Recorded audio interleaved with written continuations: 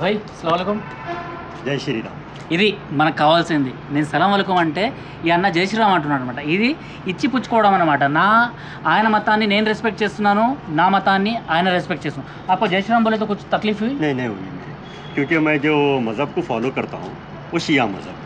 तो शिया मज़हब में यही हमें तालीम दिया जाता है कि आप हर रिलीजन की रेस्पेक्ट करो, क्योंकि इमाम हुसैन अलैहिस्सलाम जो हमें तालीम दी है, करबला के अंदर जो जंग हुआ था आज से 1400 साल पहले, ये सब चीज़ों के ऊपर जंग हुआ था अगेंस्ट टेररिस्ट, अगेंस्ट रिलीजियस, यानी कि किसी के मज़हब को आप गाली नहीं दे सकते।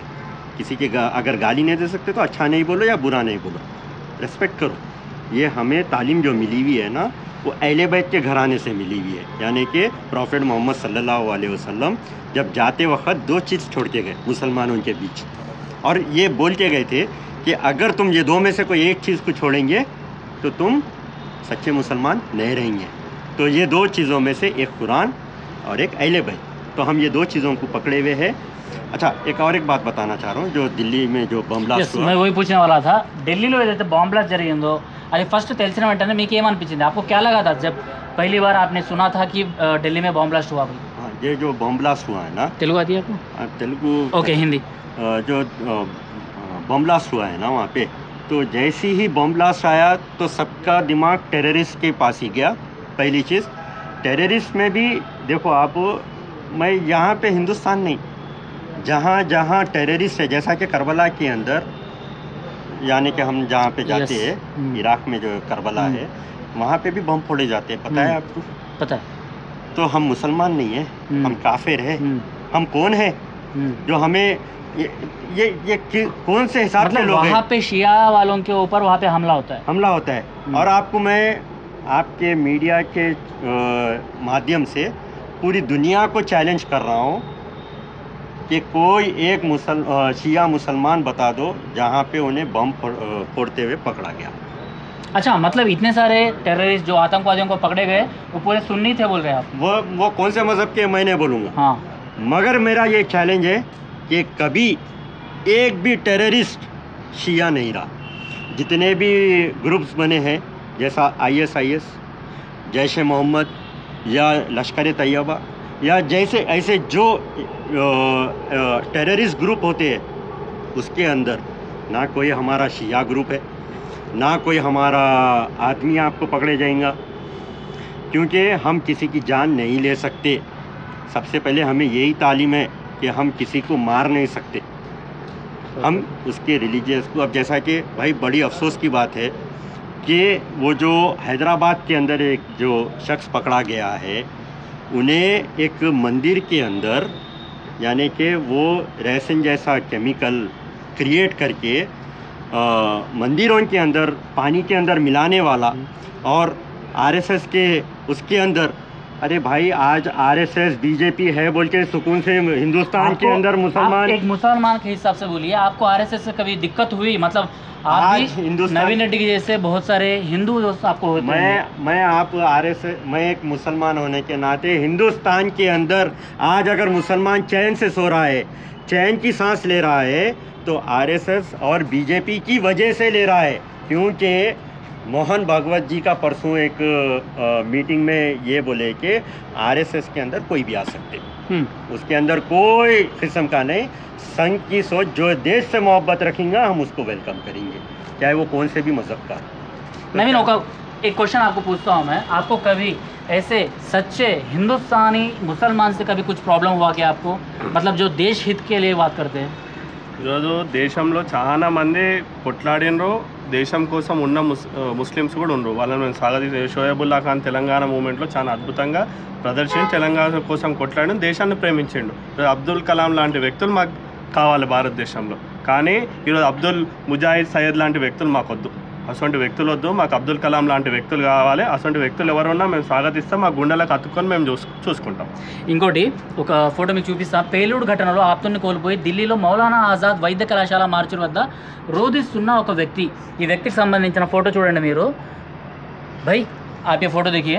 ये देख के मुझे आप एक बात बोलिए, हाँ कार के अंदर बम लाने वाला शहीद हुआ जी, या ये जो आप जो फ़ोटो बता रहे हैं वो शहीद हुआ, ये शहीद हुआ, ये शहीद हुआ, यस। और ये डायरेक्ट जन्नत में जाएगा।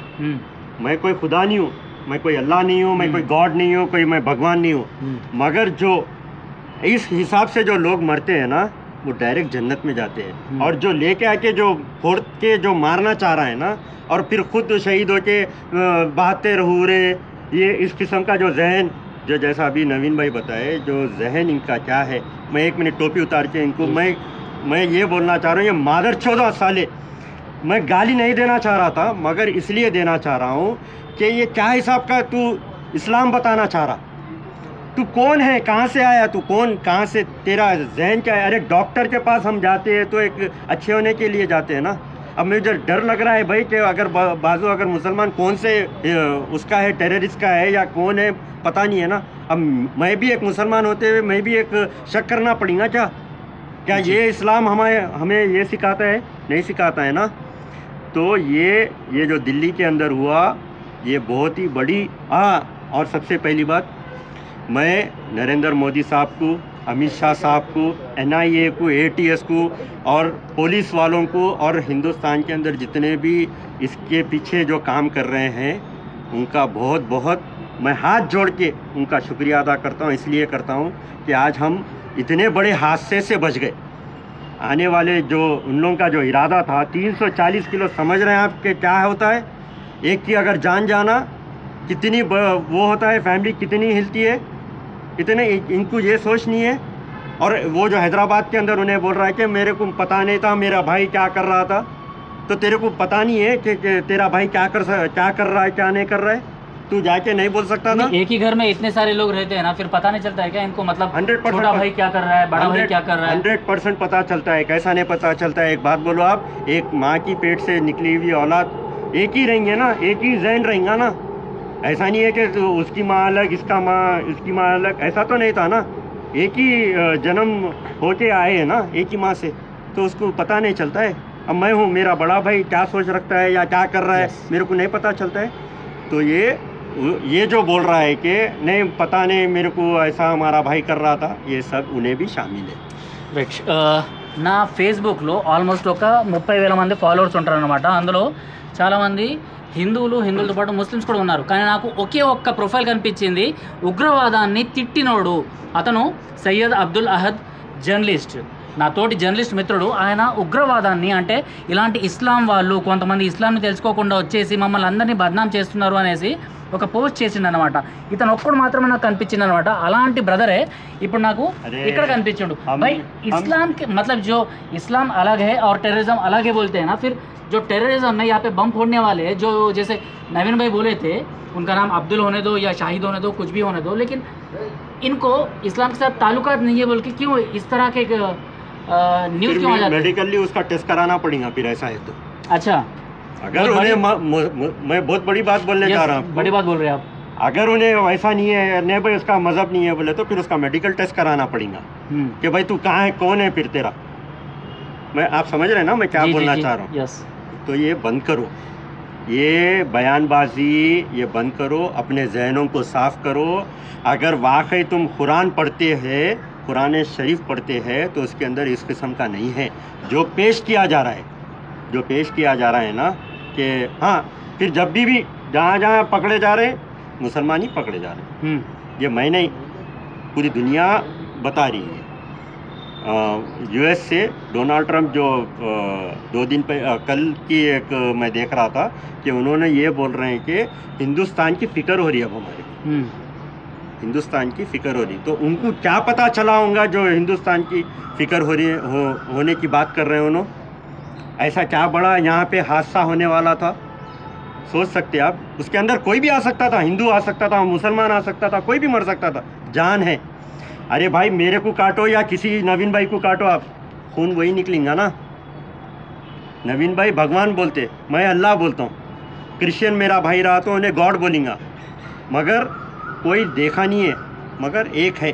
सही बोल रहे हो आप, कोई एक है जो पूरी दुनिया को, नहीं तो नवीन भाई एक अलग किस्म से पैदा होना था। अगर हिंदू रहते तो एक अलग किस्म से पैदा होना था, मैं एक अलग किस्म से पैदा होना था, ऐसा तो नहीं है। నవీన్ లాస్ట్గా ఫైనల్గా మీరేం చెప్పాలనుకుంటున్నారు? ఇప్పుడు అఖిల్ భాయ్ మాట్లాడేందుకు మీకు అర్థమైపోయి ఉండొచ్చు.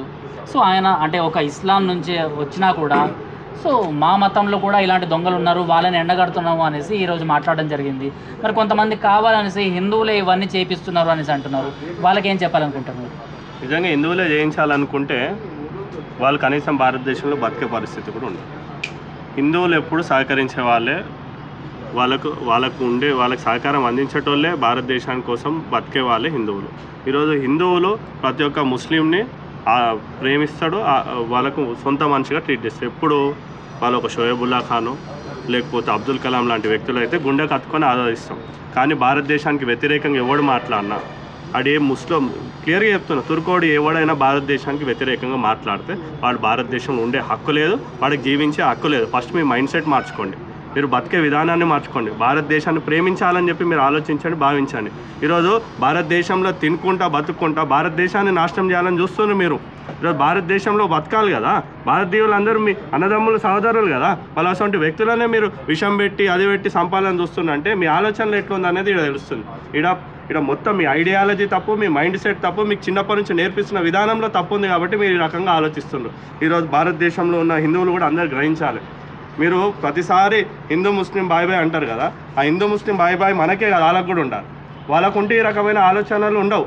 ఈ రకంగా టెర్రరిస్ట్ యాక్టివిటీస్ కొంతమంది చేయరు, కొంతమంది చేసినందుకే మనకి దుస్థితి పడుతుంది. ఇలా భారతదేశానికి వ్యతిరేకంగా వాళ్ళు మాట్లాడతారు, సైనికులకు వ్యతిరేకంగా మాట్లాడతారు. కొంతమంది ఇప్పుడు మీరు కూడా ఏదైనా స్టేట్మెంట్ పెడితే కింద నవ్వుకుంటే సింబల్ పెడతారు.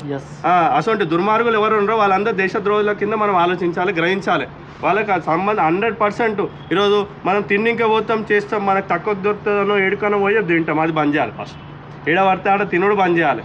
మన దుకాణాలు ఏమైనా ఆలోచించాలి, ఎవరి దుకాణాలు ఏదైనా తినుడు బంద్ చేయాలి. ఈరోజు చూడొచ్చు, వాడు రసీన్ అనే పదార్థాన్ని రసీన్ అనే పదార్థాన్ని తీసుకొచ్చి తిండిలో కలిపి అందరిని చంపాలని చూస్తుండు.